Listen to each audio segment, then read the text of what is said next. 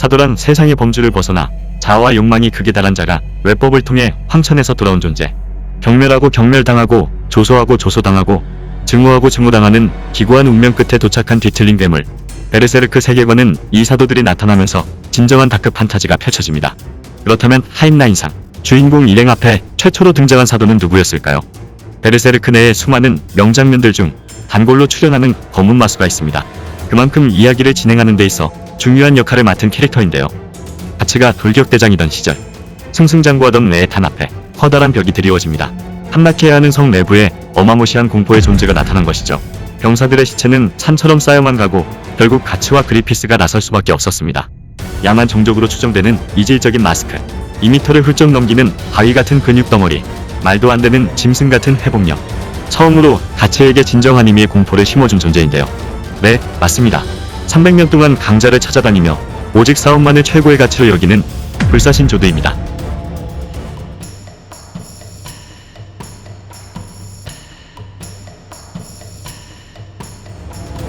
개인적으로 사도 중에선 조드를 가장 좋아해요. 사나운 흑표 형상의 머리, 우람하게 솟아있는 두 갈래의 쇳불, 창공을 가르는 짐승이 날개, 살점을 찢어 발기는 강철 발톱. 사도로 변신한 모습이 각종 피규어의 단골이 될 만큼 간지 넘치기 때문만은 아닙니다. 단순히 캐릭터가 오래 등장해서 정이 들었고 강력하기 때문도 아니에요. 바로 조드의 성향이 구도자이기 때문입니다. 자신이 갈망하고 답을 얻고자 하는 진리를 쫓는 구도자. 조드에게 있어 삶의 진리는 강한 자와의 결투를 통해 얻게 되는 깨달음이죠. 조드의 이런 캐릭터성은 살벌하게 생긴 모습과는 정반대라 대단히 매력적으로 다가옵니다. 월광의 기사 로크스의 말을 빌리자면 피를 좋아하는 사도들 중에서도 가장 뛰어난 전쟁광인 동시에 그 깊이를 알 수 없는 남자. 오직 전쟁과 싸움만이 전부일 것만 같은 조드지만 작품 곳곳에서 스스로를 절제하고 결단을 내리는 모습, 번뜩이는 해안과 깊이 있는 통찰력을 보여주는 부분도 많이 등장합니다. 이런 구도자적인 성향 때문에 조드는 인간인 가츠를 동경하고 있습니다. 매의 무녀 소녀의 예언에서 처음 수면 위로 떠오른 구체적인 감정이었죠. 조드 또한 처음엔 의아함을 지울 수 없었지만 전장에서 가니슈카 대제와 대치할 때 이를 확신할 수 있었습니다. 목덜미에 올라탄 낙인의 검사 가츠의 제안에 의미심장한 웃음을 지울 수 없었죠. 그리고 펼쳐진 가츠와 조드의 협공신. 이는 베르세르크 내에서도 꾸준히 회자되는 명장면이었죠. 뵐 수 없는 존재인 가니슈카 대제의 미간에 화흔을 남겨버린 것입니다. 매해단 신구 돌격대장의 태그팀 퍼포먼스는 더할 나위가 없었어요. 이 장면은 향후 커다란 이벤트의 복선일 가능성이 높습니다.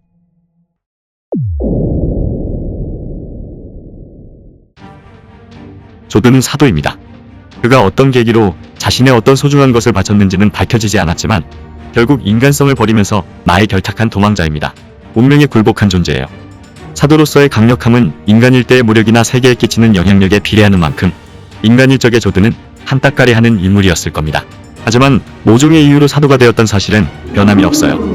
실망스러운 모습은 여기서 끝이 아닙니다. 강자와의 결투가 수권인 자가 300년 동안 인간 사회만을 전전했다는 것인데요. 강자를 찾는다면 자신과 같은 사도나 자신의 주인 고드엔드에게 덤볐어야 하는 게 아니냐는 거죠. 하지만 조드는 이미 두 가지 모두 도전해본 경험이 있었습니다. 같은 사도로는 만족을 못했고 꿈과 현실의 모호한 경계에서 매의 형상을 한 그리피스에게 달려들기도 했어요. 하지만 일격에 뚝배기가 깨지고 맙니다. 그때 잘린 왼쪽 뿔은 일부러 재생시키지 않으며 그리피스에 대한 복종의 징표로 남겨두죠.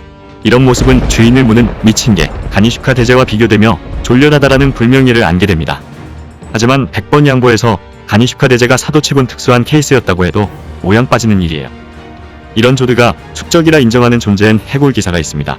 해골기사는 정왕상 1000년 전 최초로 대륙 전체를 통일한 황제 카이젤릭으로 추정되는데요. 조드는 가츠가 광전사의 갑주를 처음 사용했을 때 이를 오랜만에 본다는 말을 꺼냅니다. 광전사 갑주의 전주인은 해골기사인데 그는 온몸의 뼈가 부서지고 모든 피가 뿜어져 나올 때까지 싸우다 목숨이 끊겼다고 하죠. 즉 1000년 전 해골기사가 인간일 당시 바로 카이젤릭일 때 조드는 옆에서 그를 지켜봤다는 얘기입니다. 이 설정이라면 동시대의 적이거나 동료였을 가능성이 높죠. 하지만 조드는 최근 300년 동안 전장에서 살육을 저질러 왔습니다. 이는 사도가 된 이후로 추정되는데 해골기사와 동시대를 살았다고 한다면 700년의 갭 차이가 생기게 돼요. 베일에 쌓인 떡밥이 너무도 많은 베르세르크의 야속함이죠. 하지만 해골기사 또한 인간이 아닌 자, 고드엔드에게 원한을 품고 호시탐탐 기회를 엿보는 자입니다. 모종의 방법으로 해골갑주 안에 영혼이 속박된 명부마도의 수라도를 걷는 귀신같은 존재죠. 그런 가운데 조드의 눈앞에 나타난 것이 가츠였습니다. 인간의 몸으로 극한까지 단련한 강자, 자신이 해내지 못한 길을 걷고 있는 동경의 대상.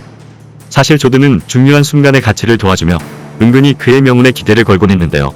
일식에서 살아남고 숱한 밤을 헤매며 인간으로서 최강의 경지에 다다른 가치.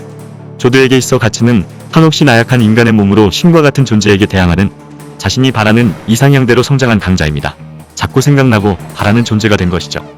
본디 사도는 고드엔드를 주인으로 모시고 굴복할 수밖에 없는 DNA를 가졌습니다.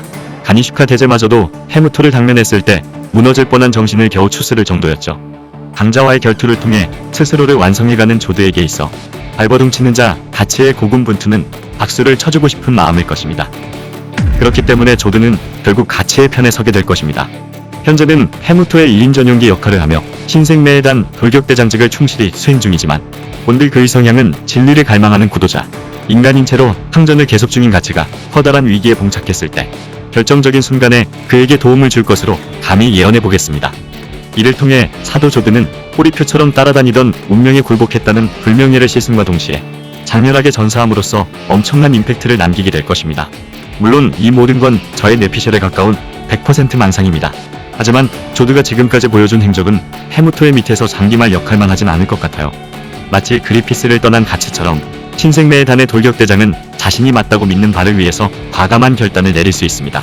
자신에게 해답을 주는 존재는 본능에 굴복해 모시고 있는 그리피스가 아니라 불가항력적인 거대한 운명이 인간으로서 대항하는 가치이기 때문이죠.